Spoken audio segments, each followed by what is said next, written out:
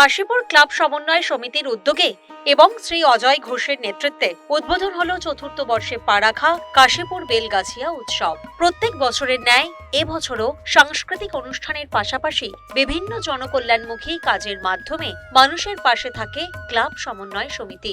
এমনিতেও সারা বছরই নানা রকম সেবামূলক কাজের সাথে যুক্ত থাকে সমিতি। কাশীপুর ক্লাব সমন্বয় সমিতির সভাপতি শ্রী অজয় ঘোষ উৎসব নিয়ে বিস্তারিত জানিয়েছেন। নমস্কার, আমি অজয় ঘোষ, কাশীপুর ক্লাব সমন্বয় সমিতির সভাপতি। আমাদের উৎসবটা কিন্তু শুধু গান বাজনা সাংস্কৃতিক অনুষ্ঠান বা মেলা তা না। আমাদের প্রাইমারি উদ্দেশ্যটা থাকে কাশীপুর ক্লাব সমন্বয় সমিতি জনকল্যাণমুখী কাজ, যেটা আমরা সারা বছর ধরে করে থাকি।